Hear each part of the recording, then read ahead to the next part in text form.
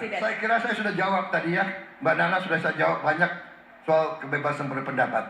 Kebebasan pendapat itu hak asasi yang paling penting. Tapi, itu tidak boleh dipakai untuk mengujar kebencian dan perpecahan. Tidak boleh. Tidak boleh menghina agama lain, suku lain, ras lain. Kebebasan berpendapat harus ada tanggung jawabnya. Kita harus hidup rukun. Kunci keberhasilan kita adalah Indonesia, terutama para pemimpinnya harus hidup rukun, harus bisa kerjasama. Tidak ada dalam sejarah manusia, Anda periksa, tidak ada kemakmuran tanpa perdamaian. Tidak ada kemakmuran tanpa kerjasama elit, kerjasama pemimpin. Saya kira itu jawaban saya. Dan yang ketiga tadi menyerahkan kajian yang sudah kemudian diterima. Yang ketiga, terima kasih. Saya terima, akan saya pelajari, dan kita akan bersama-sama. Ini masa depan Anda, kita akan berbuat untuk Anda, saudara-saudara sekalian. Terima kasih. Baik, saya akan kasih kesempatan sekarang untuk audiens yang hadir. Baik, saya ingin ke belakang mungkin. Saya ingin ke belakang. Mungkin ada perempuan, saya ingin ada mahasiswi. Baik. Yang paling belakang, baju hitam berkacamata yang lagi dada-dada, silakan ada yang itu. Baik.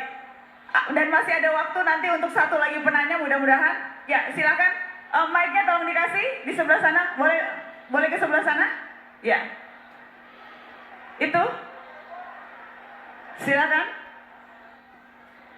Oke. Assalamualaikum warahmatullahi wabarakatuh. Waalaikumsalam. Singkat saja, Mbak Nana, terima kasih sekali atas kesempatannya. Selamat malam juga untuk Pak Prabowo. Karena ini singkat, saya mau izin pantun juga, tapi terakhir karena ini singkat sekali. Namanya siapa, Adek? Nama saya Salsa. Salsa dari Museum Serat Holistik Kehidupan Susilawati Susmono. Jadi saya dari perwakilan museum. Perwakilan museum? Iya, Pak. Oke, singkat saja ini.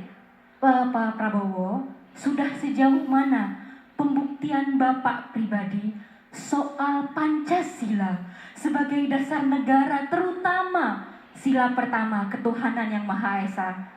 Karena Pak Prabowo, tanpa membuktikan sila pertama yaitu hablum minallah, tidak mungkin Pak, tidak mungkin sila kedua hingga sila kelima yaitu hablum minannas dapat terwujud. Baik. Apalagi sekarang lagi rame mendirikan rumah ibadah buat agama-agama minoritas itu kian sulit, dan kaitan politik dengan agama selalu ricuh, Pak. Baik. Itu saja dari saya. Terima kasih banyak. Terima kasih, Pantunnya hari Rabu, hari raya rindu. Hari Selasa, hari kita semua mendengar janji yang perlu jadi nyata. Terima kasih, Ratna. Terima kasih, Mbak Nana, Pak Terima Prabowo. kasih. Pak Prabowo, silakan dijawab tadi. Bagaimana perwujudan sila pertama Pancasila yang akan bisa? Ya, silakan Pak. Saya kira ini sesuatu yang mendasar, jadi memang benar. Kalau Anda lihat ya tadi, bahkan program ekonomi pun saya dasarkan kepada Pancasila. Kalau Anda lihat prinsip pertama ya, di prinsip ekonomi saja kita taruh di situ bahwa ekonomi Pancasila yang pertama harus ekonomi yang religius ya. Jadi kemudian kalau kita lihat di berbagai kehidupan, bahkan di tentara, kalau kita lihat azas kepemimpinan di tentara, azas yang pertama adalah takwa ya. Jadi saya kira ini benar, kita harus junjung tinggi kebebasan beragama, menghormati ibadah, menghormati semua hak warga negara untuk menjalankan agama dengan sebaik-baiknya. Saya kira itu jawaban saya. Terima kasih. Pak Prabowo, saya ingin follow up sedikit dari yang tadi dikatakan soal bagaimana memastikan undang-undangnya sudah ada, hak beragama sudah ada, peraturan menterinya sudah ada, tapi dalam prakteknya kerap kali sulit untuk mendirikan rumah ibadah di negeri ini, Pak Prabowo. Dalam prakteknya harus ada sejumlah tanda tangan yang dikumpulkan dan kemudian terkadang nyangkut di aparat pemerintah desanya atau aparat pemerintah level tertentu. Jadi undang-undangnya sudah ada, hak fundamentalnya sudah ada, prakteknya masih sulit, Pak. Ya, ini saya kira PR kita bersama, ya. Kita tadi saya katakan setiap situasi, kondisi dan persoalan yang kita rasakan sekarang belum bagus, kita harus perbaiki. Untuk itu, marilah kita lakukan tahap demi tahap. Kita kumpulkan para tokoh, kita kumpulkan para pakar, kita kumpulkan stakeholder, dan kita cari jalan yang terbaik, jalan keluar yang terbaik, dan salah satunya adalah terutama melalui pendidikan, melalui proses dan pelaksanaan pendidikan. Kita harus mengajarkan kehidupan beragama yang baik dari sejak dini. Saya kira itu jawaban saya. Baik, Pak Prabowo, ada satu pertanyaan dari netizen, Pak, yang muncul lewat live streaming. Pertanyaannya seperti ini, dari Edgar Elezar.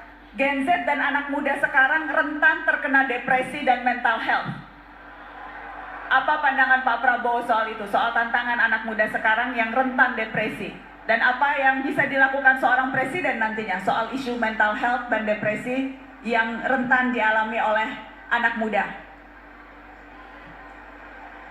Kembali, saya selalu kembali keyakinan saya, akar masalah adalah pendidikan.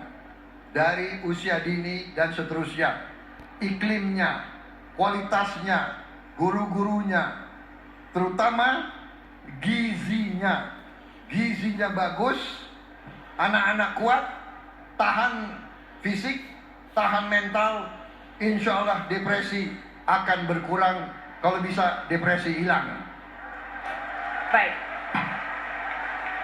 Saudara-saudara, adik-adikku, masa depan Anda percayalah gemilang, luar biasa kekayaan kita. Anda harus gembira, tidak usah depresi, gembira menyongsong masa depan.